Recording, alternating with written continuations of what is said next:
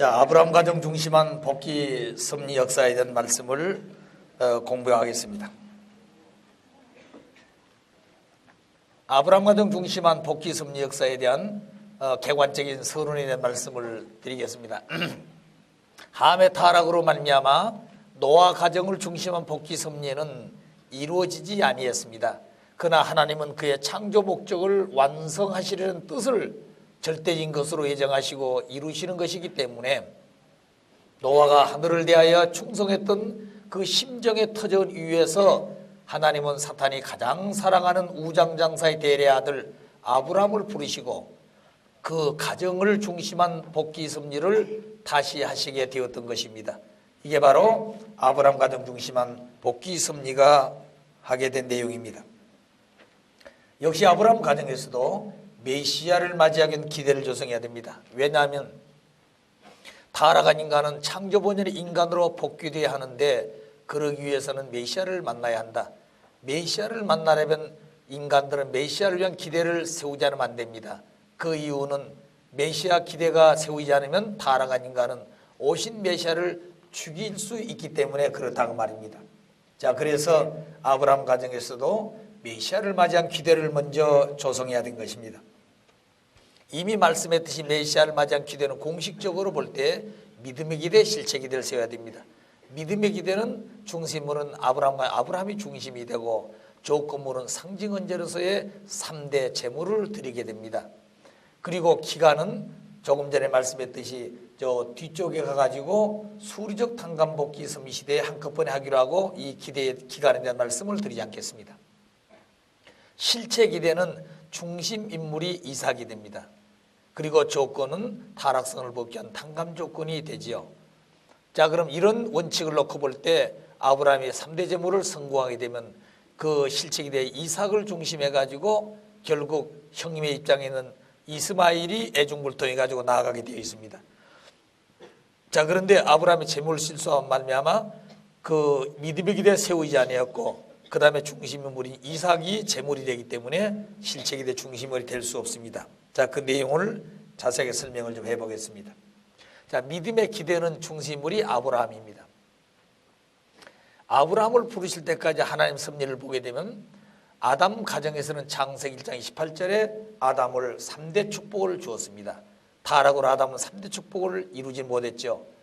다시 10대를 거쳐서 1600년 만에 노아를 불렀는데 노아에게도 아담에게 준 3대 축복을 그대로 줬습니다. 창세기 9장 7절에 보게 되면. 그리고 10대를 거쳐서 함이 실수한 말미암아 다시 10대를 거쳐가지고 400년을 거쳐오는데 비로소 이 400년은 노아 가정에서 40일 홍수심판했던 것을 탄감복귀한 것입니다. 자, 10대라고 하는 것은 완전수로서 규일수가 되기 때문에 완전한 이 자리에 와서 다시 새 출발하는 그런 의미로 10대를 거쳐서 섭리를 하시게 됩니다. 그러면 이 10대를 거쳐서 노아는 40일 홍수심판을 했는데 함이 실수한 말 이 모든 전체가 다 사탄 편으로 돌아갔습니다. 그래서 10대를 거쳐서 400년을 지나가지고 아브라함을 부른 것은 여기에 하루를 40일을 중심해가지고 일대가 될 수가 없습니다. 그래서 하루를 연으로 바뀌어가지고 일대를 40년으로 봤을 때 10대니까 400년이 지나서 아브라함을 부르게 됩니다. 노아는 제1 믿음의 조상했지만 아브라함에는 제2 믿음의 조상이 됩니다.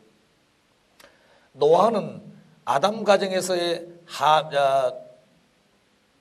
아벨이 죽음으로 말미암아 그 셋째 아들 셈을 통해서 노아를 불렀지만 노아 중심한 이후에 아브라함은 찾아 중심한 하늘편 인물을 부른 것이 아니라 사탄이 가장 사랑하는 우상을 만들어 파는 베라의 아들 아브라함을 장자를 불러서 이 중심을 세운 것입니다. 이게 좀 다릅니다.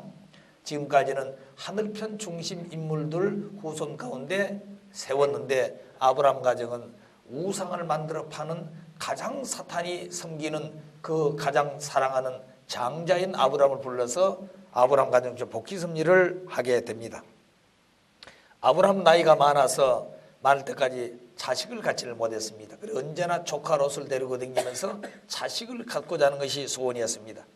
그 나이가 많아가지고 하나님은 아브라함을 불러가지고 아브라함 고향인 갈대와 우르를 떠나게 합니다. 그래서 하나님 말씀을 따라서 놋과 철을 데리고 갈대아 우르다 하란을 거쳐서 가나안으로 갑니다.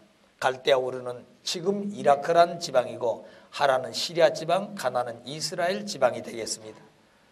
자, 그럼 이 노정은 마치 노아 가정은 아담 가정에 되어질 것을 탕감복귀했지만 아브라함 가정은 노아 가정, 아담 가정 이 두 가정까지 탕감복귀하는 섭리적 조건을 세워나가야 된 것입니다. 그래서 노아가 120년 방주 지은 것과 같은 것이 아브라함이 부름받아가지고 갈대아에서 우르 하란을 거쳐서 가나안을 찾아가는 이 노정이 바로 노아가 120년 방주 지은 것과 같은 그런 행로인 것입니다. 그 다음에 아담 가정 이제 부름받아가지고 자기 고향을 떠나서 이제 하나님이 세우신 중심인물로서의 사명하기 위해서 아담 가정 입장을 탕감복귀해야 되고 노아 가정 입장을 탕감복귀해야만이 아브라함 믿음의 중심물로 확정이 되는 것입니다. 자, 그런데 아브라함과 사라는 부부였습니다. 그런데 사라는 그 말씀에 대단히 어여뻤던 것 같습니다. 그래서 이 두 부부가 가나안에 왔는데 가나안에 기근이 들어가지고 먹을 것이 없어서 애굽으로 곡식을 얻으러 갑니다. 그런데 갈 때 이 두 부부가 부부라고 하게 되면 이 바로는 여자를 아름다운 여자만 보기에는 취하는 그런 성격이 있어서 주변 사람들이 그 아름다운 미색을 본 여자는 모두 갖다 바로에게 바치는 그런 때가 있었습니다. 그때 이 아브라함과 사라가 바로의 애굽을 찾아가는데 만일 그런 일들이 이 아브라함과 사라에 나타난다면 부부를 한다면 아브라함을 죽일 것이요 사라를 취해갈 것이다. 그래 두 분이 의논하기를 우리는 이제부터 부부가 아니고 남매라고 하자 하고 돌아갔습니다. 아닌가이라 갔더니 주변 사람들이 당신들 사이는 어떤 사이요? 우리는 남매 사이다. 그렇단다면 사라는 바로에게 주라 그랬습니다. 제가 갑작스럽게 아브라함 자기 부인을 원수에게 뺏기고 그 바로의 처남 같은 입장에 섰다고 말이죠. 자, 그리고 많은 재물을 줬습니다. 그런데 이 사라는 매일 바로는 사라를 취하려고 그럽니다. 사라는 어떤 입장이든 간에 자기 정조를 빼앗기지 않으려고 베라벨 수단과 방법을 다했다는 거죠. 자, 보십시오. 왕이 왕권을 가지고 지금 자기 부인으로 취해왔는데 그저 그 부인이 이러쿵이 핑계인데 가지고 그게 그 사랑을 하지 않겠습니까? 그런데 그런 그 권한을 가진 이 왕권을 벗어나면서 자기 정조를 지켰다면서 생명을 수없이 거는 자리에 섰다고 말입니다. 그러니까 아마 여러분들 이 사라에게 한번 기도해 보십시오. 사라 당신 어떻게 해서 그런 자리에서 정조를 뺏기지 않고 사랑의 질서를 세워서 본남편을 찾아올 수 있냐고 물어보십시오. 아마 연기에 있는 사라는 아마 여러 가지 방법으로 이렇게 해가지고 그 자리를 이렇게 회피했다고 할 수 있는 내용이 있었을 것입니다. 자, 그래서 결국에 나중에 베라벨 수단 방법을 다해서 바로가 결국에는 덮치려는 것을 피해왔지만 이제는 더 이상 견딜 수 없는 자리까지 온 겁니다. 그래 바로가 강제로 사라를 취하려고 그랬을 때 하나님께서 바로에게 경고를 내립니다. 바로야, 그 여인에게는 주인이 있나니 그 여인을 손대지 말라 그랬습니다. 깜짝 놀래가지고 결국 그 다음 아침에 이 두 사람을 불렀습니다. 너희들 사이가 도대체 어떤 사이냐? 솔직하게 얘기해보라 그랬습니다. 그래서 이 두 사람은 솔직하게 얘기합니다. 우리는 사실은 부부인데 남매라고 하고 왔지만 사실은 부부입니다. 그랬더니 하나님께서 주신 말씀대로 아브라함은 사라의 주인인 것을 알고 다시 이 사라를 아브라함에게 돌려줬습니다. 그때 아브라함이는 사라를 다시 바로로부터 찾아오고 재물을 취해가지고 다시 가나안으로 돌아옵니다. 자, 이 노정은 뭐 의미하는 거니?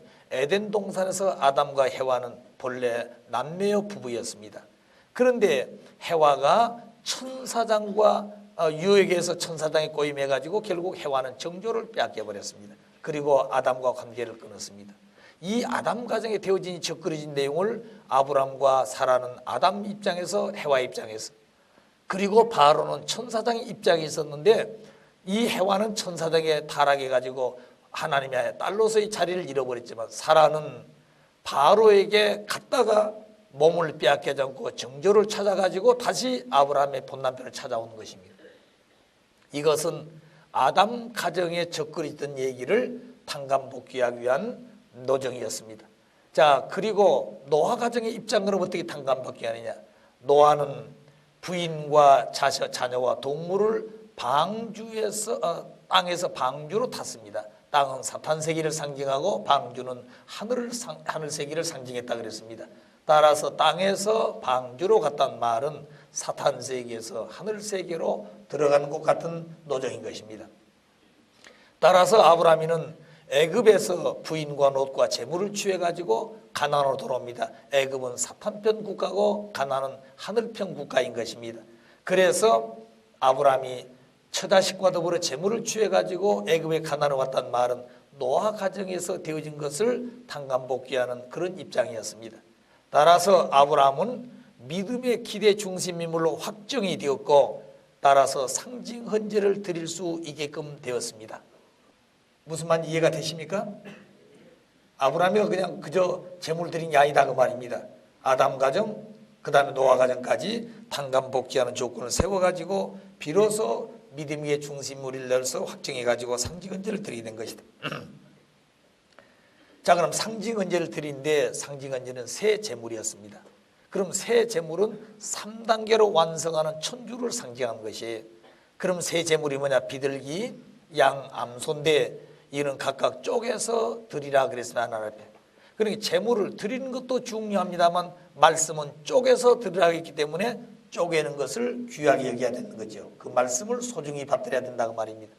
자, 그럼 비둘기, 양, 암소는 어째서 많은 동물 중에 이와 같은 제물들을 선택했을까? 여기는 뜻이 있었다고 말입니다. 그래서 비둘기는 소생기를 상징하고 그 소생기는 예수님을 상징했습니다. 마태복음 3장 16절에 예수님께서 요단강에 세례를 주는 세례요한을 찾아갑니다. 그래서 세례를 달라고 그래요. 그때 세례를 달라고 하는 것은 예수님은 세례요한에게 하나님이 주신 그 은사를 책임하지 못하니까 그 사명을 임계받기 위해서 나갔던 것입니다. 세례요한은 세례를 줄 수 없다고 그랬습니다. 그러나 예수님은 세례를 달라고 그랬습니다. 결국에 세례요한이 세례를 받고 물 위에서 나왔을 때 성령의 비둘기가 예수 양 어깨에 임하면서 하늘의 음성이 들리기를 요한아 이는 내 사랑하는 아들이라 그랬습니다. 자, 그렇기 때문에 비둘기는 소생기를 상징한 예수님을 상징했습니다. 그렇기 때문에 소생구약 섭리시대의 완성자로 오신 분이 예수님이라 그랬습니다. 왜냐하면 예수님은 율법을 어긴 자처럼 유대민족들은 비쳤습니다. 안식일을 지키지 않지요. 그리고 세리와 장기와 그리고 죄인들과 먹고 그리고 활동하고 살지요. 여러 측면에서 율법주의자들이 볼 때는 온전한 그런 하나의 지도자가 될 수 있다고 보지는 않았습니다.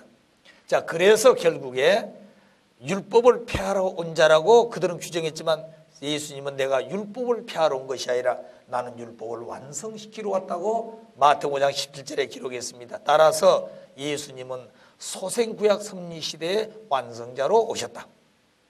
자, 그런데 그 세례를 받고 첫 발걸음을 디뎌서 나가는데 그걸 본 요한이는 세상 죄를 지고 가는 어린 양을 보라고 예수님을 얘기했습니다. 그래서 양은 장성기를 상징하고 예수님을 상징했습니다. 따라서 장성 신약 섭리의 출발자로서 예수님은 가시게 됩니다. 그래서 구약 섭리 시대를 완성짓고 신약 섭리 시대 곧 장성 성약 시대를 출발하시다가 십자가를 지고 돌아가셨습니다.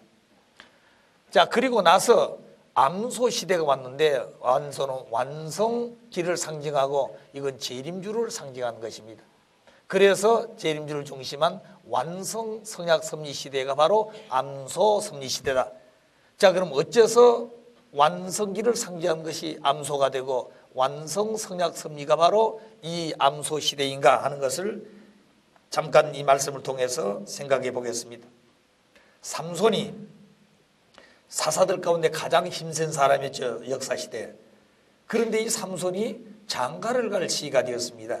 그래서 상대가 있다고 하는 그 소식을 듣고 블레셋 처녀를 선을 보러 갑니다. 선 보러 갑니다. 그런데 선을 보고 오는 길에 그 돌아오는 길에 자기가 가야 될 길에 큰 사자가 앞을 탁 가로막고 버티고 있어요. 그리 힘이 셌던 삼손이는 이 사자하고 한판 싸움을 하는 것입니다. 그래 결국에는 삼손이가 이 사자를 때려 죽여가지고 그 옆에 구렁텅이로 던져놓고 돌아왔습니다. 그리고 잊어버렸어요. 근데 그 다음에 또 블레셋에 좋은 처녀가 있다는 소식을 듣고 선을 보러 갑니다. 그리고 선을 보고 결정하고 돌아온 길에 옛날 오다가 사자하고 싸워서 버렸던 그게 생각이 나서 버렸던 것을 보니까 많은 벌들이 꿀을 따다 놓고 아주 그냥 뭐라 그럴까요? 잔치같이 그렇게 하고 있는 것이죠. 그래서 이 아브라함에는 그 꿀을 따다가 먹고 가족들이 나눠 먹었다 그랬습니다. 자, 그런데 그 얘기를 왜 하냐면 삼손이 블레셋 처녀하고 장가를 가는데 그 나라 풍습이 장가를 가게 되면 반드시 신랑이 수수께끼를 냅니다. 그 동네 청년들에게. 근데 많은 상품을 걸어요. 그래서 뭐 예를 들어 겉옷 30불, 속옷 30불 이렇게 많은 상품을 걸고 신랑이 수수께끼를 냅니다. 답은 일주일 안에 맞춰야 된 거예요. 못 맞추면 그 동네 사람들이 삼손에게 그 근만큼 그 모든 재물을 줘야 됩니다. 그래서 삼손도 그 나라의 풍습대로 수수께끼를 걸고 돌아왔습니다. 그 내용이 뭐냐면 바로 사사기 14장 18절에 있는 수수께끼 내용입니다. 그 내용을 보게 되면 먹는 것에서 먹는 것이 나오고 강한 자에서 단 것이 나오는 것이 뭐냐 하고 수수께끼를 냈습니다. 자, 이거는 아무리 들춰봐도 처음 듣는 얘기고 수수께끼 답을 풀 수가 없는 것이죠. 자, 그래서 날짜는 다가오는데 풀 수가 없어서 결국 동네 청년들은 자기 옛날 고향에 처녀였던 삼손의 부인을 유혹하기 시작합니다. 그래서 당신 남편이 낸 수수께끼는 당신은 알아낼 수 있을 것이다 이거죠. 그래 그걸 알았지만 당신 가족과 당신은 이제 이 지구상에서 존재할 수 없다고 말입니다. 자, 그렇게 협박을 했어요. 그때 이 부인은 삼손에게 매달려서 그 답이 뭐냐고 묻기 시작합니다. 그런데 삼손은 못 가르쳐준다 이 말입니다. 그래서 이 부인은 나를 정말로 사랑하느냐, 나를 사랑한다면 당신이 가지고 있는 비밀 그 수수께끼를 왜 못 가르치냐 이거죠. 그래도 못 가르친다고 말입니다. 내일 아침에 이제 답을 받으러 가야 되는데 오늘 밤에 울면서 원하기 때문에 살짝 가르쳐 줬어요. 근데 그 답이 금방 그 동네로 새어갔다고 말입니다. 아침에 삼손이 턱 버티고 수수께끼 답을 받으러 갔는데 그들이 답하기를 무엇이 아시겠습니까? 무엇이 사자보다 강하고 무엇이 꿀보다 다냐 하고 답을 턱 맞췄습니다. 자, 그러니까 삼손이 하는 얘기가 내 암소로 밭갈지 아니했으면은 내 수수께끼를 능히 그들이 풀지 못했을 것이다. 그러니까 수수께끼를 풀 수 있었던 것은 자기 암소로 밭갈아서 됐다고 말입니다. 그럼 자기 암소가 누구예요? 부인이다고 말입니다. 부인을 통하지 않았으면 자기 수수께끼를 알 수가 없었는데 결국 부인을 통해서 수수께끼 답을 풀었다는 얘기를 암소로 비유했습니다. 그러니까 암소 시대는 아내 시대예요. 아시겠어요? 그래서 계시록 19장 7절에 보게 되면 어린 양 잔치를 하는데 그 시대는 아내 시대요, 아내 시대는 암소 시대라 그랬습니다. 암소 시대. 그래서 암소는 모든 것이 다 주인을 위해서 있는 것입니다. 자, 밭갈이도 하루 종일 땀을 흘리고 추위는 더우면 그늘 밑에 가서 쉬기도 하고 물을 먹고 싶으면 물도 먹고 배고프면 밥도 먹고 하는데 그 암소는 쟁기를 먹고 밭갈에다가 그냥 세워놓으면 그대로 있어야 되는 거예요. 그러니까 지쳐 쓰러지더라도 이 암소는 주인 말에 순종하며 사는 것이에요. 자, 그리고 죽게 되면 가죽까지 그리고 뼈다귀까지 다 삶아먹고 그리고 새끼를 낳아서 가정의 재산을 증식해주는 그런 자리가 바로 암소라고 하는 존재입니다. 수소는 그렇지 않죠. 수소는 기분 나쁜 뒷발로 차고 뿔로 찌릅니다. 암소는 그렇지 않아요. 자, 그런데 이와 같은 내용을 보게 되면 어째서 3대 제물이 비둘기가 되고 양이 되고 암소가 됐을까? 이 비둘기도 보게 되면 평화를 상징하고 가장 사람께 가까운 존재입니다. 그 다음에 양도 보게 되면은 양은 다른 동물과 달라서 굉장히 순진하고 털을 다 깎아더라도 반항 없이 가만히 서 있는 것이에요. 그리고 여러분 돼지 같은 걸 보십시오. 이건 동네에서 돼지 한 마리 잡으면 동네가 온 천지가 소리가 나죠. 그리고 입을 새끼줄로 묶어놓고 해도 그 소리가 새어나간다고 말입니다. 양은 잡아도 조용하게 죽는 거예요, 그게. 그리고 양과 염소를 비교하게 되면 전혀 성격이다. 양은 염소는 굉장히 성격이 급해요. 그렇기 때문에 그 몸에 맞지 않는 이 염소 고기를 먹게 되면 굉장히 부작용이 생기는 것입니다. 자, 그런데 이 양은 그렇지가 않아요. 여러분 뭐라고 그럴까요? 염소의 수놈끼리 싸운 거 보면 뿔이 빠져도 싸웁니다. 뿔이 빠져도. 근데 이게 가만히 있다 싸운 게 아니라 사슴도 그렇습니다만 이놈들 둘이 와서 다 뿔을 이렇게 대요. 보면 딱 대고 있다가 쫙 뒤로 물러갑니다. 그리고 양쪽에서 힘껏 와서 뿔이 빠지도록 탁 치는데 아주 산울림이 울 정도로 이 둘이 싸우는 거예요. 그래 보니까 하나 안 죽었거든요. 또다시 물러갑니다. 또 부딪히고. 그러니까 한 놈이 죽든지 도망가든지 그 끝판을 보는 거예요. 이놈들이. 그것이 바로 이 순놈들의 싸우는 염소들의 그 자세입니다. 자, 그런데 그 염소의 성격을 보게 되면 이런 얘기들이 있어요. 여름이 되면 절대 염소는 따로 떨어지지 않는다는 거죠. 왜? 따로 떨어지지 않으면 저놈이 시원하다고 말입니다. 그래 같이 붙어 잔다네. 그럼 남이 서면 자기는 더웁지 않습니까? 그걸 그 존재는 그런 성격을 가지고 있다는 거죠. 더우면 추울 때는 절대 떨어지지 않는다는 거죠. 아시겠어요? 그러니까 정반대 추우면은 떨어져 살고 더우면 붙어 살고. 왜냐하면 내가 같이 있으면 저놈이 시원하고 또 내가 같이 있으면 저놈이 더웁고 그렇다는 거죠. 그러니까 그런 성격을 가진 염소 같은 존재는 중심 인물로서 세운 재물이 될 수가 없다고 말입니다. 그러니까 사람도 보게 되면 참 순진한 사람이 있고 거친 사람도 있고 자기 중심에 살려고 한 사람도 있고 하나의 뜻을 받들어 살려고 한 사람도 천태만상이지요. 자, 그렇기 때문에 하나를 어떤 사람을 더 불러 세우는 관이 하나님 편에 가깝고 순종하고 그리고 하나님 말씀을 절대시 여길 수 있는 그런 마음을 가진 사람이 하나님 앞에 가깝게 중심으로 세울 것이다 하는 생각이 들어집니다. 그러니까 재물이 바로 되어진 것은 하나님께서 가까울 수 있는 그런 존재를 재물로 쓰신다 하는 얘기도 되겠습니다. 자, 그러면 새 재물의 의 3단계 성장 과정을 통해서 완성되는 천주를 상징합니다. 아담 가정은 소생장상 완성기죠. 노아 가정은 3단계에 지어진 방주 3층입니다. 아브라함 가정에서는 새 재물을 한 제사상에 올려놓고 재물된다는 말은 3단계 성장 과정을 통해 완성되는 천주 상징한 것을 삼재물로 의미를 주었습니다. 또 하나는 아담, 노아, 아브라함 3대에 걸친 종적 섭리 탕감 조건을 일시에 횡적으로 복귀하라는 것입니다.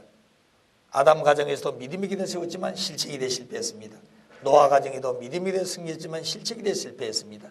이렇게 되어진 종적인 섭리의 탕감 조건을 일시에 횡적으로 탕감 복귀하라는 것이 아브라함 가정의 삼재물의 의미인 것입니다. 세 번째는 사탄이 침범한 삼수의 표시의 모든 조건을 일시에 탕감 복귀함으로써 전 복귀 섭리를 단번에 이루려 가기 때문에 새 재물을 한 책상 위에 놓고 재물을 드리게 되었다고 말입니다. 그래서 아브라함은 상징 헌제를 드릴 때 어떻게 드려야 하나? 쪼개서 드리라 그랬습니다. 그러니까 드리는 것은 좋지만 쪼개서 드려야 된다. 그런데 비둘기를 쪼개지 아니해 가지고 아브라함이 줄다 보니까 솔개가 와서 쪼개지 않은 비둘기에 턱 덮치고 있었습니다. 그래서 아브라함이는 그 솔개를 쫓았다 그랬습니다. 그리고 그 아브라함이는 그 하나님은 아브라함에게 이제부터 너희가 100살 때 얻은 이삭을 모래산에 가서 번제해야 되고 너희 후손은 애굽에 가서 400년간 애굽 고역을 산다고 하는 엄청난 그런 경고의 말씀을 받게 됩니다. 그게 왜 그렇다고요? 비둘기를 쪼개지 않았기 때문에. 그럼 여기서 솔개가 임했다만 솔개는 사탄을 상징하는 것이죠. 그럼 쪼개는 뜻은 무엇인가? 선악을 분립하는 것입니다. 구원 섭리의 목적은 선주권을 복귀한 것이에요. 자, 그런데 타락한 아담은 선악의 모체가 되기 때문에 하나님만 상대할 수 없고 사탄도 상대할 수 없는 중간이치라 그랬습니다. 그래서 하나님은 쪼개가지고 선을 분립해서 선주권을 세워가는데 아버지의 뜻이 있는 것이에요. 그래서 쪼갠다고 한 말은 선악을 분립하기 위해서 비둘기, 양, 암소를 쪼개는 것입니다. 그 내용은 아담 가정에서 가인 아벨을 분립했던 것 같은 것이고 노아 가정에서는 세상인과 노아 가정을 분립했습니다. 그래 방주 중심에 가서 홍수 심판하고 선악을 분립했죠. 아브라함 가정에서는 사탄 주관권에 있는 세계하고 하나님 주관권의 세계로 둘로 분립하는 것입니다. 또 사망의 피를 뽑는 것이죠. 왜냐하면 쪼갠다는 말은 사망의 피를 뽑아서 성별하는 의미를 가지고 있고, 그 내용은 사탄과 혈연관계함으로 말미암아 사탄의 혈통이 들어왔습니다. 그래서 사망의 피를 뽑음으로 말미암아 성별하는 조건을 세운 것이 쪼개는 의미도 있게 되는 것입니다. 자, 그런데 쪼개야 될 비둘기를 쪼개지 않음으로 말미암아 어떤 결과가 왔느냐? 선악 분립이 안 되었습니다. 따라서 1번 아담 가정에 세우려는 것도 실패했고, 노아 가정에서 잃어버린 것도 탕감먹지 못했고, 아브라함 중심에서 사탄편과 하늘편으로 갈라진 이 두 내용도 탕감먹게 되지 않았습니다. 또 성별해서 사망의 피를 뽑으려고 했던데 그것도 되지 아니었습니다. 따라서 쪼개자는 결과 사탄이가 침범을 했고, 그 내용은 엄청난 벌을 받게 되는 결과로 가져오게 되는 것입니다. 자, 상징언제 실패한 결과 믿음의 기대가 복귀되지 못했습니다. 그리고 그 후손들은 400년 애굽고역 시대를 당하게 되고, 그 애굽고역 시대 400년은 형별을 기간이 됨과 동시에 사탄이 침범한 사탄 분립 기간도 됩니다. 그래서 노아에서 아브라함까지 400년을 탕감복귀한 것이 애굽고역 400년입니다. 그리고 이삭을 거쳐서 야곱까지 3대로 연장되어 나오게 된 것이에요.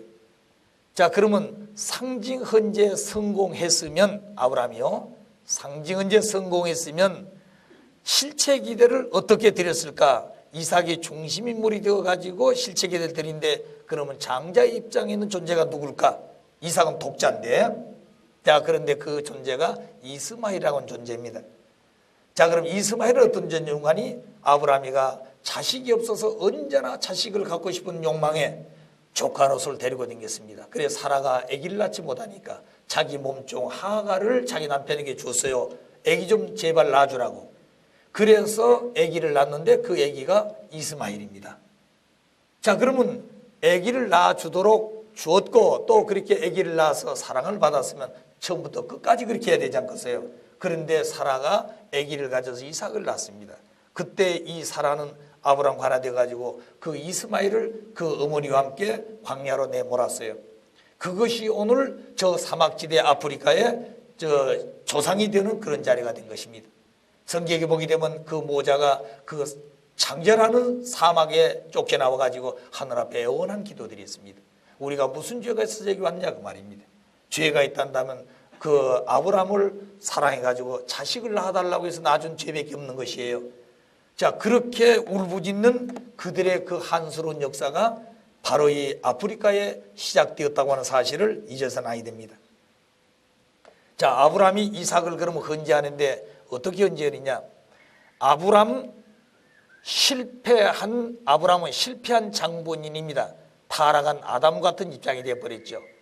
그런데 하나님의 섭리의 원칙은 실패한 인간을 다시는 중심으로 쓰지 않는 것이 원칙인 것입니다.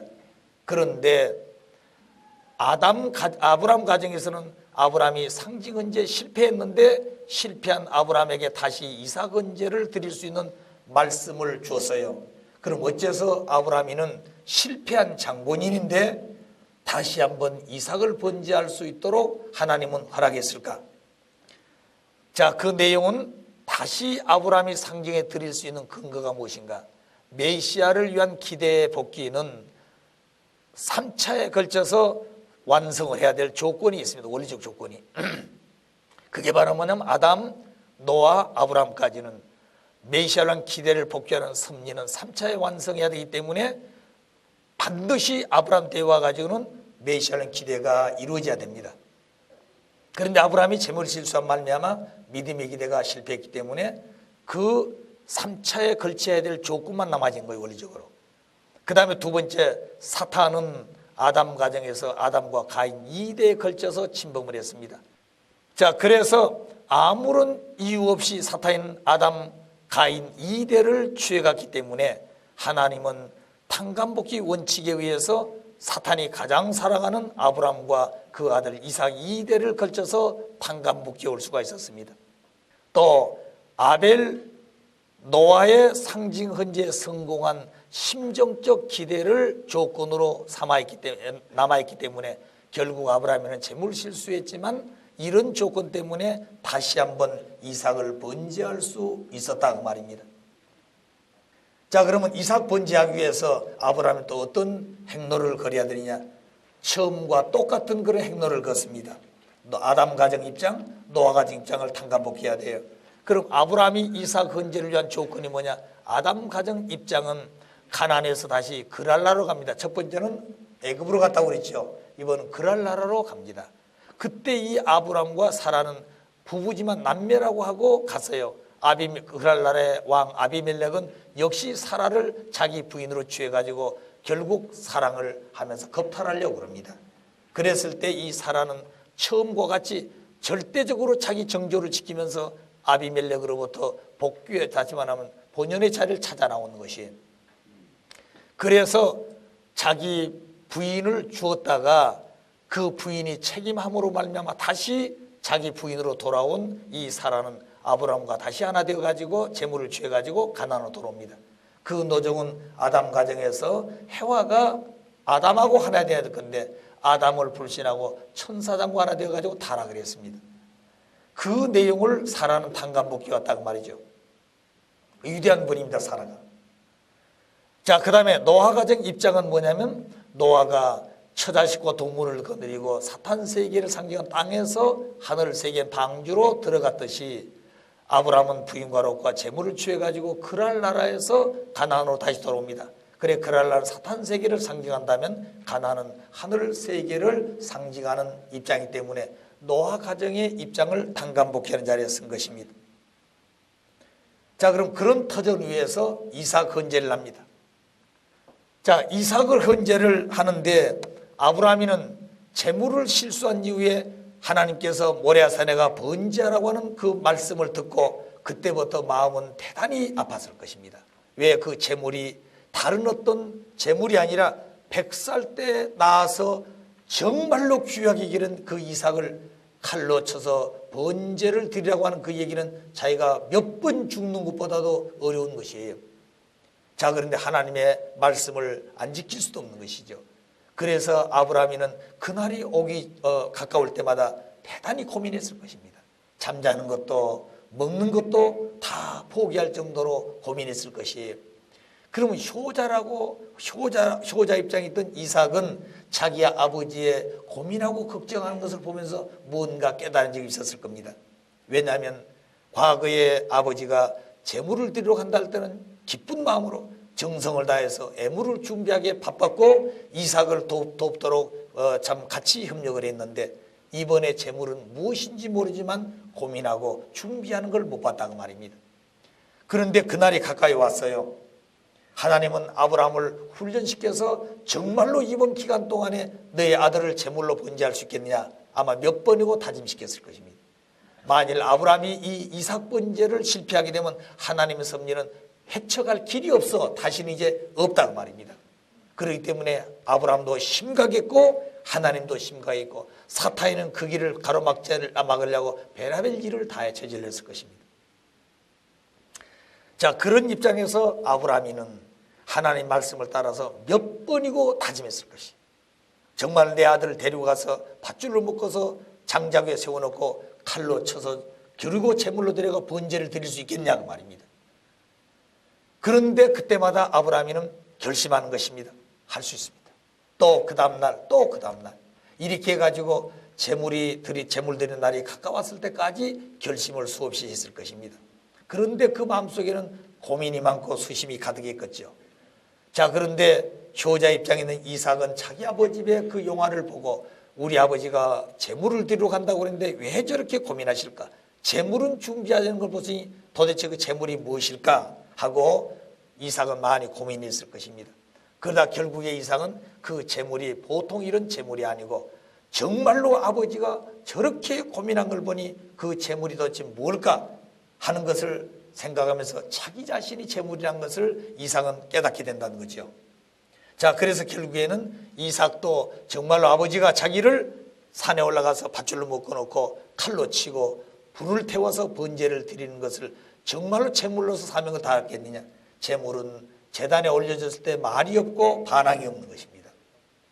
그럼 그런 마음을 이삭도 준비해야 되지 않겠습니까? 자, 그런데 그런 마음을 이삭도 이미 결심을 했어요. 그렇다고 해서 아버지 고민하지 마십시오. 내가 재물인 걸 압니다. 이렇게 할 수도 없다는 게 재물이기 때문에.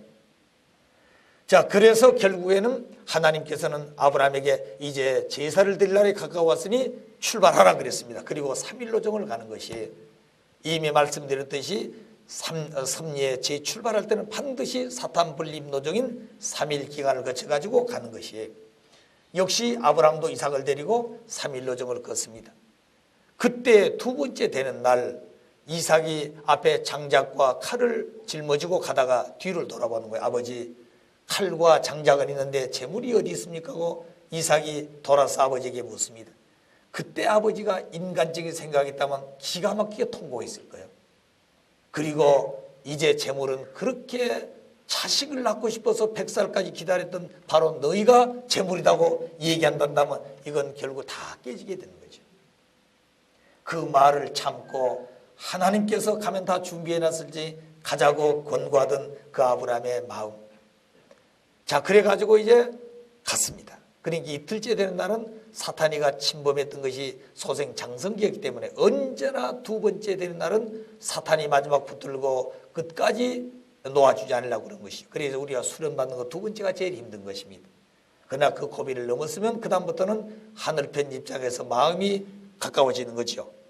역시 3일노정을 언제나 새 출발할 때는 가지 않으면 안 되는 것입니다. 자, 그래서 결국에 산에 가가지고 하나님 말씀대로 아브라함이는 제단에 나무를 놓고 그 위에다가 이삭을 묶어가지고 올려놨습니다. 만일 그때 이삭이 그런 결심을 한 것을 하지 않았더라면 아버지 내가 재물입니까? 그럼 재물 돼야 되죠. 이렇게 했다 하면 그건 재물 자격이 없는 것이에요. 왜냐하면 제사상에 올린 재물이 무슨 얘기를 한다든가 하겠다 못하겠다 반응하는 얘기가 없는 것이에요. 그렇기 때문에 이삭은 절대적인 순종을 하고 말이 없었다고 말입니다. 그래 아버지가 하는 대로 했어요. 그러니까 재물이 될 수 있었다고 말입니다. 자, 그래서 아브라함은 칼을 들어가지고 자기 아들을 쪼개는 겁니다. 쪼개려고 그런 거예요. 그리고 나중에 이제 불로 태워서 하나라 피드는 번제를 하게 되는 거죠. 그래서 칼을 들고 마지막 내려치려고 한 순간까지 사탄이 지켜보고 있는 거예요. 왜? 만일 그때까지 아브라함이는 내가 죽이려고 하기만 하면 하나님이 죽이지 않겠지 하는 생각도 하실 수 있고, 이삭도 재물이라고 지금 앉아있지만 내가 순종하고 재물로서의 서 있을 때 하나님 참말이 죽이겠느냐 나를, 그런 생각을 가질 수 있다는 거예요. 그럴 때는 사탄이 안 떠난다고 말입니다. 근데 가만히 보니까 아브라함이는 절대적인 충성심과 믿음으로 이미 이삭을 번제하려고 결심을 했고, 제물로 앉아있던 이삭은 절대적인 믿음과 순종으로 아버지의 말씀을 받으려고 했다고 말입니다. 그런데 이 두 부자 속에는 사탄이가 들어올 길이 없는 것이에요. 아시겠어요? 그러면 왜 사탄이가 아브라함과 이삭에게 침범했느냐? 천주를 상징하는 3대 재물을 쪼개드려야 되는데 이 소생적 입장에 있는 비둘기 쪼개 안으로 말미암아 천주가 모두 사탄 주관권에 들어가 버린 거예요. 따라서 이 천주 속에 있는 아브라함도 이삭도 모두 사탄 주관권에 떨어졌기 때문에 이 사탄을 분립해내지 않고는 중심 메시아 인물로서 섭리의 이 일을 감당할 수가 없습니다. 자, 그래서 아브라함의 절대적 믿음과 충성심으로, 이삭의 절대적 믿음과 순종심으로 결국 사탄을 분립해 냈습니다. 따라서 그 칼을 들어 내리치려고 하는 순간에 사탄이는 분립됐습니다. 그래서 죽일 필요 없잖아요. 그때 하나님은 아브라함하고 소리를 지르고 이제 그 들었던 칼을 거두라 그랬습니다. 그러니까 하나님도 얼마나 심각했겠어요. 사탄도 얼마나 끝까지 붙들고 간주하게 뜻을 이루지 못하게 하려고 했겠습니까? 자, 그런 자리를 놓고 볼 때 결국 칼을 거둬라. 이제야 너희가 하나님을 경외하고 하나님을 두려움을 알았냐고 얘기했습니다. 그럼 여기서 이제야라는 말은 상징 헌재 실패했던 책망, 비둘기 쪼개라고 했을 때 정성을 내 다 쪼개지 왜 그걸 못하고 이삭 번제를 할 수 있게끔 갔느냐고 말입니다. 상징 헌재 실패에 대한 책망과 그러나 어렵지만 이삭 헌재의 성공에 대한 기쁨을 놓고 이제야 한 말을 하나님은 썼습니다. 우리가 뭘 할 때 이제야 그걸 깨달았느냐? 이런 얘기 많이 하지요. 이제야 그것을 할 줄 알았느냐? 이런 말도 우리 생활 속에서 많이 들어본 얘기들입니다. 자, 그래서 이삭 헌재 성공한 결과 아브라함은 상징적으로 죽은 아브라함이 됐습니다. 그리고 그 아브라함의 부활체로 태어난 것이 바로 이삭이었어요.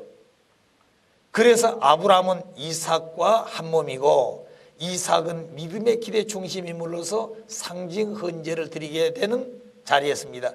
그때 이삭은 중심 인물로서의 이 헌재를 하는데 이삭 혼자 한 것이 아니라 아브라함과 한 몸이 되어가지고 제물을 드립니다. 그런데 제물은 이미 없었는데 옆에 보니까 순양이 가시덤불에 뿌리에 걸려가지고 허우적거리고 있어요. 그래서 아버지와 이삭이 하나 되어가지고 순양을 잡아서 제물을 드리고 돌아옵니다. 그래서 이삭을 중심한 믿음의 기대가 세워졌고 그리고 실체 기대로 이제 넘어가게 됩니다. 근데 이 이삭 중심 믿음의 기대의 중심 인물은 이삭 혼자만이 아니라 아버지와 함께 하는 것이에요. 부자가 일체돼 가지고 한다고 말입니다. 실체 기대는 중심 인물이 야곱이가 됩니다. 왜 야곱이가 되냐면 이 그림을 보십시오. 아담 가정에서는 가인 아벨로 분립했습니다. 가인이 아벨을 죽임으로 말미암아 아담 가정의 실체 기대가 이루어지지 않았어요. 노아 가정에서는 함이 실수함으로 말미암아 장자인 셈이 하나님 앞에 나아갈 길이 막혀버렸습니다. 아브라함을 중심해 가지고는 아브라함이 책임을 했으면 이삭이 그 실체기의 중심물이 되지요. 그런데 아브라함이 재물 실수함으로 말미암아 이삭을 제물로 드렸어요. 그러니까 제물이 된 이삭은 중심물이 될 수가 없습니다. 다시 말해 제사상에 올랐던 제물이 내려와 가지고 내가 제사장이 되겠다 그런 게 없단 말이죠. 그렇기 때문에 이삭은 실체 기대에 있어서 중심물이 되지를 못했으면 이미 제물이 되었기 때문에 만일 아브라함이 제물 실수 안 했단다면 믿음의 기대를 세웠을 것이고 그래서 실체 기대의 중심은 이삭이 되었는데 그때 이스마일이 가인의 입장에서 가지고 애중불통을 했을 것입니다. 그런데 아브라함이 제물 실수한 말미암아 이삭을 번제함으로 그 아버지의 뜻을 이삭과 일치해 가지고 죽은 자리에서 같이 살아난 자리에 섰기 때문에 이삭은 제물이 되었는 거로 중심으로 될 수 없다. 따라서 3대에 걸쳐서 이삭의 아들들은 에서, 야곱 쌍둥이가 있었습니다. 그래서 에서는 장자고 그래서 사탄 편이고 야곱이는 하늘 편에 섰기 때문에 야곱 중심해 가지고 실체 기대의 중심물이 되는 것입니다. 무슨 말 아시겠습니까? 그래서 여기에 이삭이 되지 못하고 3대째 와가지고 야곱이가 그 자리에 쓴다고 말이죠. 그러면 중심 인물이 된 야곱은 실체 기대 중심 인물로서 확정받기 위해서는 몇 가지 조건을 찾아와야 돼요. 그것이 아담 가정에서 잃어버린 3대 축복을 복귀하는 조건을 세워야 됩니다. 자, 그래서 야곱이는 개인적으로 볼 때는 장자 기업을 형으로부터 복귀해야 돼요. 그런데 에서 야곱 보게 되면 에서는 아주 남성같이 성격도 급하고 그리고 몸도 튼튼하고 아주 목소리도 강하고 활 쏘기 잘해서 사냥도 잘하는 아주 그런 남성적인 그런 존재였습니다. 야곱이는 연약해서 언제나 어머니의 주변에서 어머니를 돌면서 사는 그런 입장입니다. 그러나 야곱이는 지혜가 많았다 그랬어요. 자, 그런데 어느 날 이 형이 사냥을 하고 왔는데 배가 고프다. 그때마다 어머니 아버지 앞에 꾸중을 많이 들었다는 것입니다. 왜냐하면 우리가 어렸을 때 보게 되면 들에가 친구들이 많이 놀다 보면 때를 잊어버릴 때 있잖아요. 거기다 옷도 다 젖어가지고 들어오고 그래서 부모님한테 꾸중 들을 때가 아마 여러분도 아마 경험이 있을 때가 있을 겁니다. 그래서 어머니는 야 이놈아 노는 것도 좋지만 때가 되면 밥이나 먹고 놀으라 그 말이에요. 그러면 이 이삭은 이 에서는 참 사냥하기를 좋아했기 때문에 눈만 뜨면 밥 먹고 산에 가 논다 그 말입니다. 자, 그렇기 때문에 때를 놓칠 수도 있죠. 동물 하나 쫓아다니다 보면. 그래서 때를 놓쳐버리게 되면 처음에는 음식을 줬지만 하도 꾸중들이니까 야곱이가 동생으로서 형님 드릴 것을 준비해놨다가 조용히 불러 주고 그랬을 거다 그 말입니다. 자, 그런데 어느 날 에서가 사냥하다가 돌아왔는데 배가 고파서 아주 먹을 것을 찾고 있었어요. 그때 야곱이는 팥죽을 끓이고 있었다 그랬습니다. 그래 팥죽을 끓이고 있는데 에서가 와서 팥죽을 달라고 그래 동생한테. 옛날 같으면 주었지요. 근데 그날은 못 준다 그 말입니다. 왜 못 주냐 이거죠. 내게 팥죽을 먹으려면 내가 하라간 대로 해야 된다 그 말입니다. 그게 뭐냐 이거죠. 나보다 형님이라 하라 그 말입니다. 그런데 쌍둥이니까 불과 몇 초 차이로 나왔으니까 동생이 한번 형님 노릇 해보겠다 그 말이죠. 그래 그 얘기를 듣던 형님은 안 한다 이거죠. 나 팥죽 안 먹으면 안 먹었지 너를 형님으로 얘기 안 갔다 그 말입니다. 그럼 그만두라 이거죠. 나도 못 준다 그 말입니다. 자 이러고 보니 결국에 손해 갈 사람은 에서였다 그 말입니다. 그래 배고프니까 결국에 형님 해봐야 그건 달아진 것도 아니고 자기가 형님이 된다 그 말입니다. 그래서 우선 배를 채워야 되겠다. 그래 동생을 찾아가지고 야곱아 그럼 팥죽을 주면 그 형님이랑 팥죽을 주겠느냐 그렇다 이게. 그래서 동생 야곱에게 형님이라고 팥죽을 얻어 먹었습니다. 자 그 말은 오고 가는 것은 팥죽이었지만 그 이면에는 사탄이가 하나님 앞에 굴복한 조건이던 거예요 그게. 그러니까 엄청난 천지가 대개벽하는 사건이 그게. 자 그런 조건을 야곱이는 벌써 지혜롭게 알고 형으로부터 장자급을 뺏어왔습니다. 자 그리고 났는데 이제 아버지로부터 장자급 상속을 받아야 되잖아요. 아버지가 볼 때는 에서가 장자다 그 말입니다. 자 그런데 어느 날 이 이삭은 뭘 했어요? 눈이 어두워 가지고 이제 죽을 날이 가까운다고 느꼈던 것 같습니다. 그래서 어느 날 자기 아들 에서를 불러놓고 방에서 조용히 속삭인 거예요. 그게 뭐냐면 야 에서야 내가 죽을 날도 이제 멀지 않은 것 같다. 내가 너에게 모든 상속을 다 해줄 것이니 너는 사냥을 잘하기 때문에 산에 가서 좋은 양을 잡아다가 먹이를 해오면 내가 그걸 맛있게 먹고 너에게 축복해 주마 하는 부자간의 속삭인 얘기를 문틈으로 새어나온 얘기를 어머니가 들었습니다. 리브가가. 자 그래서 이 큰아들은 활을 들고 산으로 뛰어가는데 이제 어머니는 이 아무것도 모르고 있는 야곱이를 달래는 거지. 야곱아 이제 큰일 났다 이거죠. 뭐가 큰일 났습니까? 아버지가 너희 형에게 장자 기업을 상속해 주기 위해서 양을 잡아 요리를 해오라고 그랬다. 자 그러면 이제 이에서 야곱이는 양 잡을 수 있는 능력도 없고 어떻게 하냐 그 말입니다. 그래서 어머니와 의논한 결과 집에 있는 짐양을 잡는 것이에요. 이걸 잡아가지고 형님이 오기 전에 두 모자가 열심히 음식을 만들어서 들고 이제 아버지 앞에 가는 겁니다. 자 지혜로운 이 야곱이는 음식을 만들어 가지고 가지만은 이제 문제가 생겼다 이 말이에요. 왜냐하면 형님과 동생을 눈이 어두워 잘 구별하지 못하지만 음성을 듣고 아니면 또 몸을 만져가지고 확인한다고 말 아버지가. 그런데 에서는 음성이 굵직하지만 야곱이는 여자 음성 같은 소리를 가지고 있어. 그리고 에서는 몸에 털이 많다고 말입니다. 그런데 에서는 털이 없어 가냘프게. 그래서 음성을 듣고 확인 못하면 만져가지고도 확인하는 것이에요. 그래서 고민하니까 어머니가 하는 말이 이제 음성을 내는 것은 훈련해야 되지만 이 몸에 털이 있는 것을 확인하기 때문에 그 잡아놓은 양털을 이런 데 붙여놔서 오두개는 상관없으니까 목도 붙이고. 자 그리고 이제 아버지 앞에 들고 가서 형님 목소리를 내는 거죠.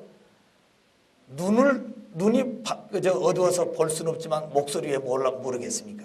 야 이놈아 너 야곱이 아니냐고 이삭이 채건합니다. 아버지 무슨 말씀입니까? 조금 전에 저를 불러서 양을 잡아오면 맛있게 요리해서 가지고 먹고 축복인다 해서 양을 잡아가지고 밥 비웠습니다. 그리고 약속은 에서밖에 안 했거든요. 자 그래 그러면 이리 와보라 그 말입니다. 만져보니까 손에 털도 있고 목에 털도 있어요. 그러니까 그 에서에게 난 털하고 양털을 붙여놓은 것하고 왜 그 감각을 몰랐겠어요. 이삭은 알았지만 그 동생이 장자 기업에 대한 애착심을 가지고 장자 기업을 축복을 받고자 하는 그 마음을 너무 잘 알고 있었어. 한편이니까. 그래서 먹고 야곱에게 축복을 다 해줬습니다. 자 그래 축복을 받고 나니 야곱이는 좋은 것이 아니라 두려움이 온 것이에요. 왜? 형님한테 들키면 이제 죽는 것이에요. 그 조금 있으니까 형은 양을 잡아서 혼자 땀을 흘리면서 요리했는데 어머니도 원치 하고 동생도 도와주지 않았어. 혼자 만들어가지고 방에 들어가서 아버지 이만저만해 가지고 양을 잡아서 음식을 만들어 잡수시고 축복해 주십시오 하니까 야 이놈아 너는 몇 번이나 축복을 받으러 다니냐 이거죠. 내가 지금 처음 왔습니다. 지금 축복 받으러. 그런데 이삭은 벌써 알았습니다. 이미 축복 다 받아갔다 이거죠. 그때서라 이 에서는 옛날에 팥죽을 가지고 장자급을 빼앗아 가듯이 오늘은 양을 잡아다가 아버지로부터 축복을 상속받았다 이겁니다. 장자기업을. 그래서 그 다음부터는 이 에서는 동생을 찾아 죽이려고 그러는 거예요. 날이 가면 갈수록 그 화가 없어지면은 살릴 줄 알았는데 가면 갈수록 더 강팍해져 가지고 만나면 죽일 것 같아서 어머니가 이 야곱이를 자기 친정집 라반집으로 보냅니다.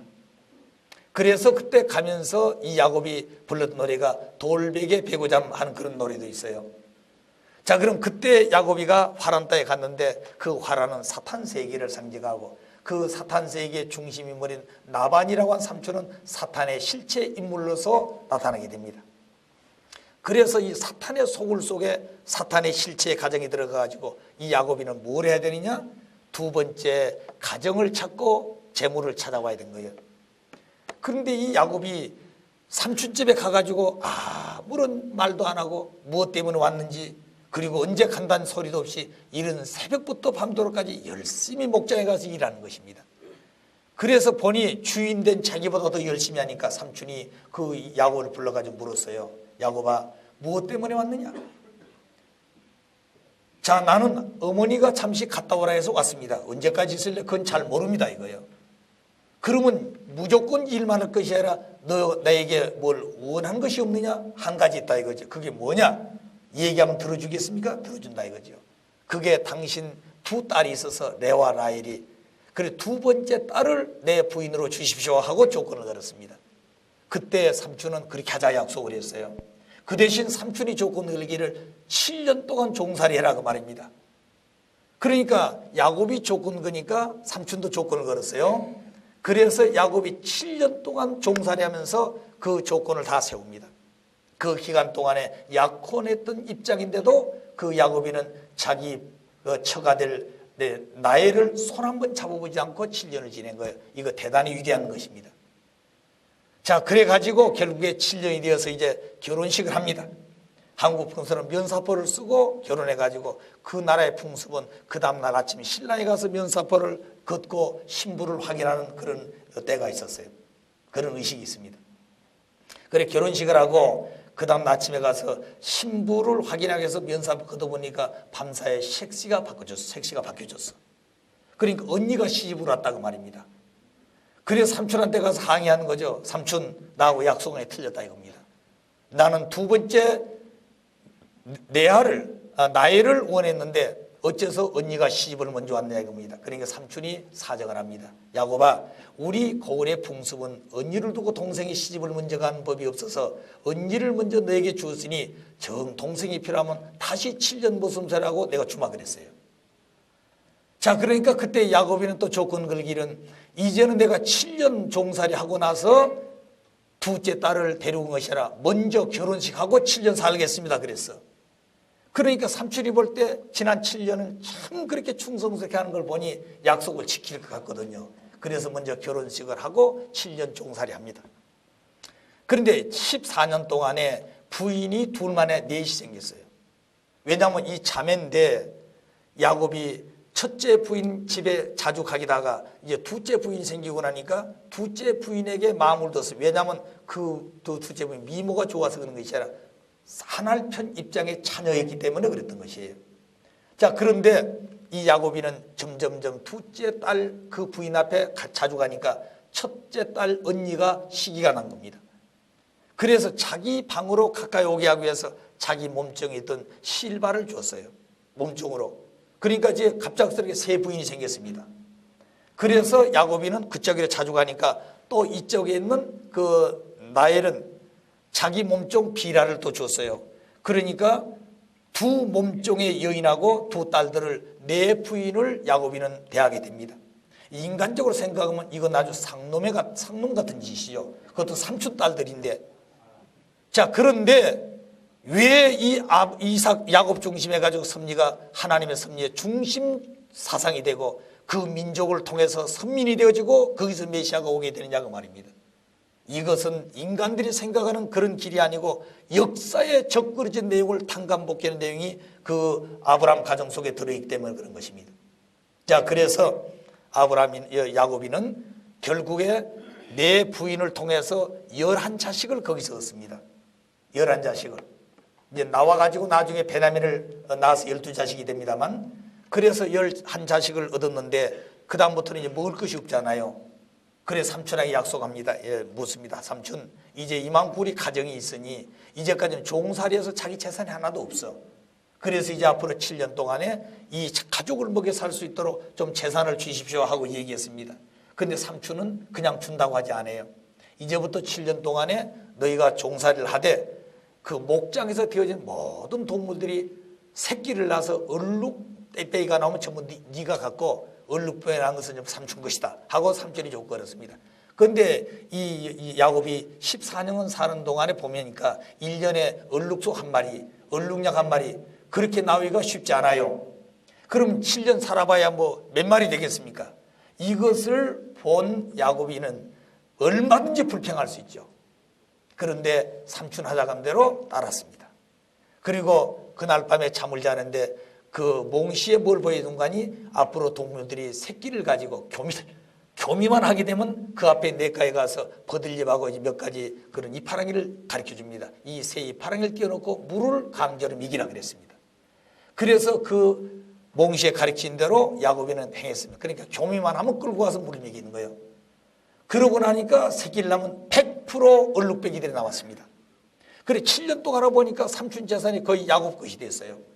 그래 삼촌에게 약속해서 준다고 하면서 안 주는 거예요. 그 다음부터는. 삼촌 주시겠습니까? 줘야지. 안 줍니다. 그리고 또 약속 10번이나 속여먹으면서 안 줘요.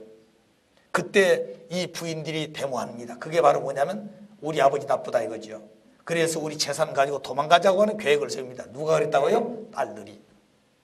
자, 그런데 야곱이 참 위대했던 것은 어떻게 그 한 집에서 내 부인을 데리고 거기에 11 자식들이 생겨가지고 서로 부모들이 자기 자식 가깝게 하려고 얼마나 그 시기 질투했겠습니까?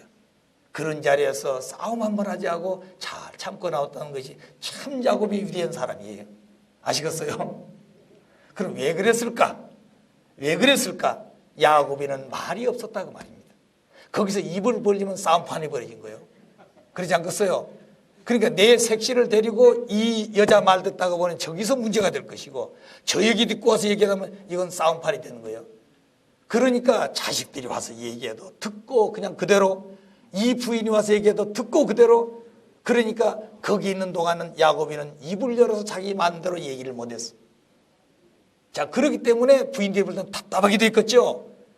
삼촌과 약속을 했으면 준다고 했으면 받아내야지 왜 안 주냐고 말입니다. 항의도 가서 해볼 뻔데 아무 소리 안 해. 그래 부인들이 결국에 모든 걸 전부 다 좋은 것을 다 찾아가지고 남편을 데리고 밤에 도주하는 것입니다.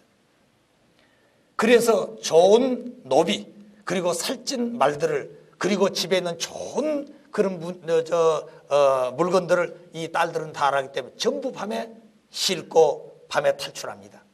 그런데 중요했던 것은 삼촌 라반이 생명시 여기는 우상이 있었어. 우상. 그 우상을 누가 숨기가 나온 거니? 둘째 아들 나엘이 그것을 자기 하체에다 숨겨가지고 말을 타고 도망 나옵니다. 아침에는 집이 황비었거든요. 그 다른 것은 가져간 거 좋지만 자기가 생명시에는 우상이 있는가 보니까 우상 단지가 없어져 버렸어. 그래서 그때 이 나바지는 우상을 찾으러 가기 위해서 쫓아갑니다. 쫓아가는데 벌써 많이 도망갔어요. 그래 마지막 잡았습니다. 그래서 모두 내놓으라 말했어. 그래 조사하는데 왜 그렇습니까? 우상을 내놓으라 이거죠. 다른 거 가지고 가는 건 좋다 이 말입니다. 그런데 우상을 찾을 길이 없잖아요. 한 사람 한 사람 이제 확인하는데 말해서 내려오지 않은 여자가 둘째 딸이에요. 너는 왜 안 내려오냐 그 말입니다. 나는 지금 경도가 있어서 못 내려간다 이거죠. 그래도 내려오라 이거죠. 못 내려간다 이겁니다. 그래서 결국에는 아버지는 알았지만 결국에 묵인하고 보냅니다. 그래서 그 우상을 이 둘째 딸 하체에다가 숨겨가지고 온 것은 에덴 동산에서 사탄이가 해와의 하체를 통해서 타락을 시켰고 문제가 들어왔어. 그게 사탄이가 들어왔다고 말입니다. 이것을 탕감복귀하기 위해서 그와 같은 일을 했다고 보는 것이에요. 그래서 3일 정도 지내가지고 상수르나 밑에다가 우상을 묻고 돌아옵니다. 자, 돌아와가지고 결국에 뭐냐면 약복강을 건너는데 누가 나타났어요? 천사가 나타났습니다. 그래 천사가 나타났는데 야곱이는 천사를 붙들고 밤새도록 씨름했다 그랬죠. 자, 그러면 이 천사는 왜 나타났을까? 하나님이 보냈다 그랬습니다. 왜냐하면 야곱이 사탄으로부터 승리하고 돌아간 그 길에 마지막 영적인 사탄이가 나타나가지고 야곱이와 싸워서 거기에 승리하지 못한 야곱이는 이스라엘은 이름을 가질 수가 없는 거예요. 승리했다는 조건을 못 가져. 그래서 야곱이는 생사를 걸고 붙들고 싸우는 것입니다. 그러니까 죽더라도 붙들고 죽어야 되는 거예요, 야곱이는. 그런데 사탄이는 야곱이 환두틀을 쳐가지고 환두뼈가 부러져서 걷지를 제대로 못해. 그래도 붙들고 밤새도록 씨름을 한 것입니다. 아침에 쳤다기 오니까 이 천사가 야곱에게 묻습니다. 내가 졌다 그렇습니다. 진 것이 문제가 아니라 졌다는 표징을 하라 이겁니다. 그때 천사는 야곱에게 묻기를 네 이름이 누구냐 그랬어요. 나는 야곱이라 그랬습니다. 그때 천사가 하는 말이 이제부터 네 이름을 야곱이라 하지 말고 이스라엘이라고 하라 그랬습니다. 이스라엘 말은 승리했단 말이에요. 그 승리는 믿음의 승리지 혈통의 승리는 아닌 것입니다. 그래서 이스라엘이라는 말이 나오고 이스라엘이 선민이 될 수 있는 이름을 가진 것이에요. 자, 그리고 지팽이를 짓고 약복강을 건너옵니다. 건너와가지고 어디를 갔어요? 형을 찾아가지요. 무슨 말 아시겠어요? 자, 그러면 형을 찾아가는데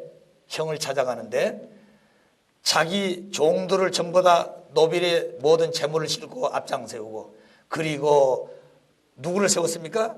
11 아들들을 세우고, 그리고 세 부인을 앞에 세우고, 마지막 자기 둘째 부인과 더불어서 야곱이는 지팽이를 싣고 제일 뒤에 따라갔어요. 아침이 되었는데 이 에서가 문 밖에 척 보니 저 먼 행렬이 보였습니다. 저 행렬은 무슨 행렬인고 대단히 큰 행렬이었어. 그런데 행렬이 점점점 자기 집 앞으로 오는 걸 보았습니다.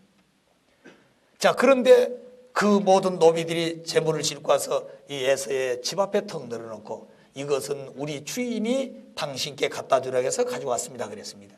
그래, 너희 주인이 누구냐고 물었어요. 우리 주인은 야곱입니다 그랬습니다. 그러니까 자기 동생이죠. 그 다음에 화가 나서 죽이려고 했던 그 마음이 조금 풀어졌어. 그 다음에 11 조카들이 가가지고 큰아버지 보입시다. 그러니까 도대체 너희들은 누구냐 그 말이면 11명이 우리는 야곱이의 아들들입니다. 자, 보니까 잘생겼거든요. 그 다음에 너희들이 문제가 아니라 그 뒤따라온 여자들이 보니 아주 미모의 세 여자가 따라왔습니다. 너희들은 당신들은 누구야 보니까 우리는 야곱의 처다 그 말입니다. 자, 그래서 야곱이 지금 종같이 쫓겨갔는데 이게 기술이 좋은지 세 부인 멋진 여자를 앞세워 왔다 그 말이에요. 자, 그런데 뭐 야곱이가 안 보여. 그래서 당신들이 뭐냐 내 동생 야곱이겠냐고 그러니까 보니까 저 뒤에 지팽이를 짚고 한 여인을 옆에 데리고 서 있다 그 말이에요. 그런데 야곱이는 왜 그러느냐? 형님이 끝까지 죽이려면 36개 해야 되는 것이에요. 왜냐하면 거기서 죽으면 하나님 섭리가 끝나기 때문에 야곱이는 지혜롭기 때문에 그걸 알고 있었어. 그래서 바로 같이 못 갔다 그 말입니다. 그 나중에 이 형이 뛰어나온 걸 보니 죽이려고 하는 모습은 아니었어. 그래 가만히 보니까 가깝게 온 것입니다. 그래서 야곱이는 자기 형이 자기 눈 안에 들어올 때 너무너무 기뻐가면 땅바닥에 엎드려서 큰 절을 하고 형님을 보니 하나님을 본 것 같다고 감격에 눈물을 흘렸습니다. 그걸 본 이 형님 에서는 자기 동생을 죽이려고 했던 마음이 잘못된 것을 알고 동생을 끌어안고 21년 만에 상봉을 한 것이에요. 그리고 야곱이 가진 모든 것은 반씩 나눠 가지고 형님을 준 것입니다. 그때 에서는 나도 너와 같이 먹을 것은 준비했으니 같이 살자 그랬어요. 그래서 처음으로 무슨 기대가 세워지는 거 아니? 실체의 기대가 세워졌습니다. 아시겠어요? 그러니까 인류 역사상의 아담 가정에도 믿음의 기대에서 실체 기대가 이루지 못했습니다. 노아 가정도 120년 판교에서 믿음의 기대를 세웠지만 실체 기대가 이루지 못했습니다. 아브라함 가정도 마찬가지예요. 재물 실수에서 일자는 실패했지만 그 이삭 번제 이후에 실체 헌제는 에서 야곱이 드렸는데 에서와 야곱이 상복함으로 말미암아 비로소 에서 야곱을 중심에 탄감복귀 조건을 세웠어요. 그래서 메시아를 맞이하는 기대가 세워졌습니다. 믿음의 기대 성공, 실체 기대 성공. 아시겠어요? 자, 그래서 메시아는 아브라함 가정에서 온다. 그 후손에서 온다. 그 얘기가 되겠습니다. 자, 그러면 이 재물을 취해온 그 모든 내용이 결국에 실체 기대를 드릴 수 있는 야곱이가 되었습니다. 그리고 야곱이는 가나안 땅에 가서 가족을 찾고 그리고 뭘 찾았어요? 재물을 찾고 노비까지 데려왔어. 아담 가정에서 아담은 타락으로 말미암아 부인을 잃어버렸고 뭘 잃어버렸습니까? 가족을 잃어버렸고 천사까지 다 잃어버렸고 재물 다 사탄 편에 내줘버렸습니다. 이것을 야곱이는 아담 가정에서 잃어버린 것을 찾아가지고 돌아와서 실체기대 중심 인물이 되었다 그 말이에요. 자, 그런데 그 결과가 뭐냐? 아담 가정으로부터 실체기대를 탕감복귀에 나오던 종적인 역사 노정을 이삭 가정에서 횡적으로 탕감복귀를 완성했습니다. 자, 그럼 그 내용이 뭐냐? 아담 가정에서 보게 되면 아담 해와는 음란죄로서 하나님의 뜻을 받들지 못하고 사탄의 혈통을 이어받았습니다. 그리고 가인 에벨은 살인죄를 지었어요. 천사장은 거짓말로 해가지고 역적죄를 짓고 하나님 것을 모두 절도해가는 절도의 주인이 되어버렸습니다. 이것이 아담 가정이었어요. 그런데 아브라함 가정에서는 이것을 탕감복귀 전체를 해야 되는데 아브라함과 이삭은 해와 복귀를 해왔습니다. 그렇기 때문에 자기 부인들을 데리고 가서 원수에 넘겨줬다가 타락지 아니하고 해와가 복귀해가지고 온 것처럼 돌아왔어요. 그래 음란죄를 짓지 않았다고 말입니다. 그들은. 그 다음에 야곱과 요셉이는 아담 복귀를 했습니다. 그들은 범죄할 수 있는 그 음란할 수 있는 시간과 환경이 얼마나 있었는데 그들은 그 여성을 손도 잡지 않고 유혹에도 빠지지 않고 그래서 음란죄를 짓지 아니했습니다. 그 다음에 요셉이는 살인죄를 탕감복귀했습니다. 11형제가 이 요셉이를 팔아먹습니다. 10형제가. 그래서 요셉이는 애굽에 팔려가지고 종살이하면서 나중에 종이 대신이 되지요. 그래서 곡식이 없었던 그 부모와 형님들은 애굽에 곡식이 많다는 소식을 듣고 찾아와서 결국 형을 만나가지고 상부하게 됩니다. 그 내용은 좀 시간이 많기 때문에 여기 좀 생략을 하겠습니다. 그래서 요셉이는 자기 형들이 죽이려고 하다가 죽이지 않고 애굽 장사하고 팔아먹었습니다. 그런데 그 요셉이는 형님들이 원수지요. 그런데 원수를 원수로 생각지 아니하고 재물까지 주어가지고 하나 되는 것입니다. 그러니까 요셉이는 살인죄에 걸리지 않고 탕감복귀를 하게 되는 거죠. 자, 그래서 아브라함 가정에서는 전체적인 섭리의 내용을 탕감복귀하는데 아브라함과 이삭은 해와 복귀했던 것이고 야곱과 요셉은 아담 복귀한 것입니다. 그 모두가 다 음란죄를 짓지 아니했다 그 말이에요. 그럼과 동시에 요셉이는 천사장에 의해서 아담을 죽였고 그리고 모든 것을 다 빼앗아갔는데 또 가인은 아벨까지 죽여서 살인죄로 걸렸던 것을 이 요셉이는 그걸 전부 탕감복귀해가지고 사랑을 해가지고 재물까지 나눠준 것입니다.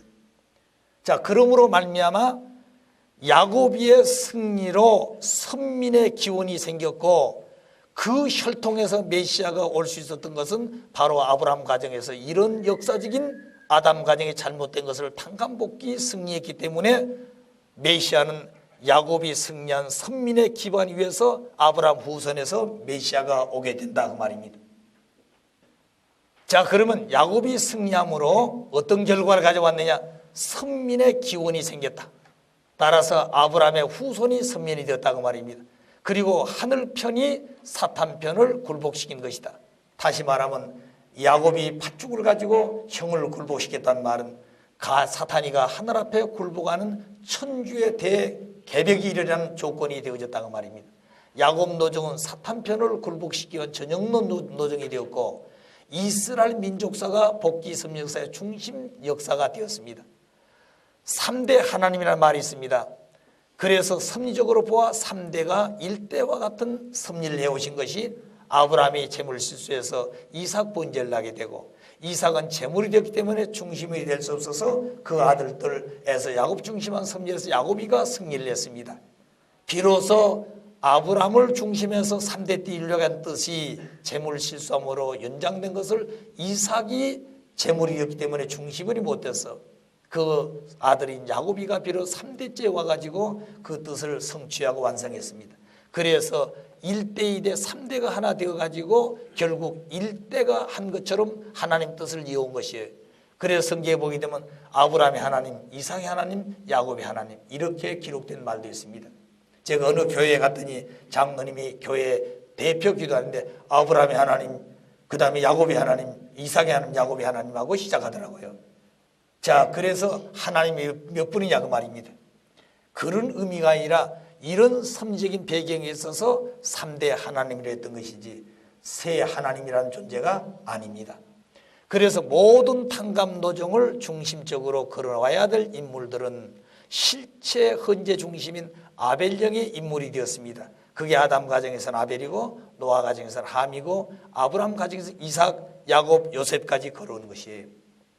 자, 그래서 야곱 중심한 승리함으로 말미암아서 이 땅에 메시아를 맞이할 수 있는 선민이 되고 그 혈통에서 메시아가 오게 되었다. 자, 그런데 섭리가 연장되었습니다. 그 말은 야곱이가 승리함으로 말미암아서 메시아를 위한 기대가 세워 메시아를 보낼 수 있어야 되는데 하나님 메시아를 보낼 수 없었다는 거죠. 그 이유는 사탄편이 이미 민족을 형성해서 민족적 기대가 세워졌어요. 하늘편은 비로소 이제 야곱 가정 중심해 가지고 기대를 세웠기 때문에 이 기대 위에 메시아를 보내면 민족을 대항해서 이길 수가 없습니다. 자, 그래서 하나님은 메시아를 보내는데 적어도 민족적 기대가 세워져야 메시아를 보내는 것이에요. 자, 그럼 어째서 그때 이런 조건이 다 세워있는데 메시아를 못 보내냐? 민족적 기대가 세우지 않았어요. 그리고 아브라함의 상직언제 실패로 말미암아 애굽 고역 400년 기간이 남아 있습니다. 이때 메시아를 보는 메시아도 애굽에 가 400년 고역을 살아야 돼요. 그래서 메시아가 오기까지는 이미 준비가 되었지만 올 수 없어서 연장하는데 400년 애굽 고역 시대를 거친 이후에 오신 것이, 따라서 아브라함 가정에서는 메시아를 위한 기대는 세워졌지만 성공했지만 메시아가 오실 수가 없었다. 이게 남아있기 때문에. 자, 그럼 이 가정의 교훈이 뭐냐? 뜻 성취에 인간의 책임 분담은 반드시 필요하는데 그 뜻은 절대적이지만 뜻을 이루기 위해서는 인간 책임 분담을 함으로 말미암아 이루어진다. 인간 책임 분담 하지 못하면 절대의 뜻이 이루어지지 않는다 하는 얘기가 되겠습니다. 그러니까 인간 책임 분담이 중요하다 그 말이에요. 어디든지 주의해야 될 교훈은 작은 것에 실수하게 되면 보다 큰 탕감 조건을 세워야 한다는 것이 교훈입니다. 나 자신을 항상 선악으로 분립한 생활을 해야 된다. 내가 뜻 앞에 서서 중심 가정이 되고 또 중심적인 그런 일을 하고 있는 지도자가 되었다고 해서 그것이 다가 아니다 그 말입니다. 그런 자리에 쓸수록 사탄이는 더 공격할 수 있는 조건을 찾으려고 그러고 그 자신은 선악을 분립해가지고 항상 선편에 서서 살려고 노력해야 됩니다. 그리고 그 사람 반드시 모자 협조를 해야 한다는 것이 이 아브라함 노정에 보여준 교훈이에요. 야곱이 어머니의 도움을 받지 않았다면 아버지로부터 장자 기업의 축복을 받지 못했을 것입니다. 자, 그래서 모자 협조가 필요해요. 그럼 결혼하기 전에는 어머니의 협조가 필요하지만 결혼하게 된다면 부인의 협조가 필요한 것이에요. 그래, 부인이 신앙을 돈독히 하면 신앙을 할 수가 있습니다. 남편이 직장 가게 되면 밖에 시장 갔다 온다고 해서 교회를 갈 수 있지만 남편이 교회 가고 싶도 아내가 반대하면 꼼짝 못하는 것이에요. 어디 갔다 오냐 따지고, 그리고 무엇 때문에 어디 갔다 왔냐고 따지고, 돈은 어떻게 썼냐고 따지고, 이거 복잡한 것이에요. 그렇기 때문에 모자 협조라고 하는 말은 자기 어머니만이 아니라 어머니와 같은 입장에는 부인이 중요하다 그 말입니다. 그래, 목회도 부인이 반쪽을 목회해야 된 거예요. 만일 부인이 신랑이 어떤 식구 신도 여자하고 대화하고 오면 그 여자의 시기 질투해가지고 그 다음부터는 교회 못 가게 한다, 단상에 못 서게 한다, 그게 얼마나 비참하겠어요. 자, 그러니까 어머니의 입장에 있는 부인은 그 교회의 어머니로서 사명을 다해야 된다고 말입니다. 남편은 아버지의 입장에서 사명을 다해야 되죠. 그래서 교회는 가정과 같은 형태를 갖춰야 된 것입니다. 가정은 할아버지 할머니도 있고 아버지 어머니 같은 분도 있고 아저씨 아줌마 같은 분도 있고 그리고 형님 동생 같은 사람도 있고 조카들도 있고 어린 유치원 같은 어린아이들도 있다고 말이에요. 이게 가정 아닙니까? 그렇기 때문에 교회는 이 가정의 형태를 가지고 있어야 된 거예요. 그래, 교회는 노인들만 있어도 안 되고 돈 많은 아저씨들만 있어도 안 되고 그리고 학생들만 있어도 안 되는 거예요. 거기는 유치원도 있고 중고등학생도 있어야 되고 그리고 장년도 있고 부인도 있고 노인부도 있어야 되고 그래야 된 거예요. 그래서 가정에서 되어지는 모든 심정적인 내용이 교회 안에서도 성장하고 교회 안에서 서로 주고받아야 된 것입니다. 그래야 교회가 부흥하고 발전하는 것입니다. 자, 그래서 작은 것에 주의를 해라. 왜냐하면 비둘기 쪼개지 않아가지고 그런 결과가 온 걸 알기 때문에 적은 것이라 해가지고 소리 내지 말라고 말해. 작은 것이라. 그래서 설마하는 마음이 실수하는 원인이 되기 때문에 언제나 어떤 자리에 나가서 책임을 하고자 할 때는 심각한 자리에 서야 된다는 거예요. 동생이 가까운 하늘의 축복을 같이 이어받아 가지고 같이 살게끔 해야 되는 것이다. 여기서 우리가 하나에 대한 결론은 에서 야곱이가 하나 되어 가지고 비로소 뭘 했어요? 메시아를 맞이한 기대가 세워졌죠. 그러면 이 기대는 메시아를 맞이할 때까지 필요한 것입니다. 메시아 기대는 순간적으로 세운 것으로 끝난 것이 아니라 메시아를 맞이할 때까지 메시아 기대가 필요하다고 말이에요. 자, 그런데 그때 메시아가 올 수 있죠. 메시아가 올 수 있는 조건이 두 가지라 그랬죠. 그래서 나중에 애굽의 고역을 살고 돌아와 가지고 가나안에 가서 메시아를 맞이할 수 있는 그때까지 이 믿음의 기대 실체가 필요하다고 말입니다. 그래서 야곱이는 애굽의 고역 살러 갈 때 12자식하고 70가족을 데려갑니다. 그때 야곱이는 자기 일족만 데리고 갈 것이 아니라 형님 가족까지 설득에 데려가 있다는 거예요. 아시겠어요? 왜? 형님과 동생이 하나 돼가지고 실체 기대를 세웠기 때문에 이 기대는 메시아를 맞이할 때까지 그 혈통을 통해서 이어가야 된다고 말입니다. 그러니까 야곱이 혼자 갈 것이 아니라 형님 가족을 설득해서 같이 안 가려고 데려가 있다는 거죠. 그래가지고 400년은 형제가 같이 가서 고생을 했단다면 그 애굽에서 탈출할 필요 없이 애굽을 복귀할 수 있었다는 거죠. 그랬으면 그 기대 위에서 메시아를 맞이한 기대는 자동적으로 이루어졌다는 것입니다. 그런데 가인 편은 형님을 떼버리고 자기끼리 갔기 때문에 사탄이 또다시 그 가인권의 침범을 조건이 남아졌어. 그래서 복귀 섭리 노정에 있어서 통일 왕시, 남부 왕조 분리 시대 보게 되면 북조 이스라엘과 남조 유대로 갈라지는데 결국 북조 이스라엘은 가인 편에 섰기 때문에 악한 왕들만 있게 됩니다. 그래 그 왕들을 수습하기 위해서 남조 유대에서는 4대 선지자, 12소 선지자, 특별 선지자 엘리야까지 보냈다는 것이에요. 그런데 엘리야 앞에 굴복해 놓고도 듣질 않아. 그래서 메시아 대신 예수님 앞에 그 엘리야적 사명자가 와가지고 메시아의 사탄 침범을 조건이 남아졌기 때문에 그것을 대비하고 한 것이 엘리야적 사명자인 세례요한이었다고 말입니다.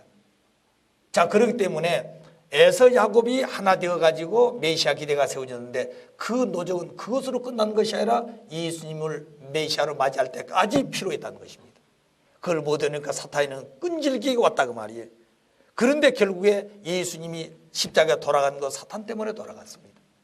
그러므로 다시 오시마 약속하는 재림절 때까지 또다시 사탄의 침범 조건 남아졌다는 거예요. 아시겠어요? 그것을 마지막에 판관복귀할 것이 오늘 준비한 기독교인들이었습니다. 준비된 영통 집단들이었어요. 준비한 2차 세계대전 승리한 국가들이었습니다. 그런데 그들이 다 배신했어요. 그러면 사탄이는 직접적으로 부모님에게 공개할 길이 열렸다고 말입니다. 이것을 부모님 홀로 단감을 치르면서 정리해 나오지 안 되는 그 섭리의 노정이 얼마나 비참했다는 걸 알아야 돼요.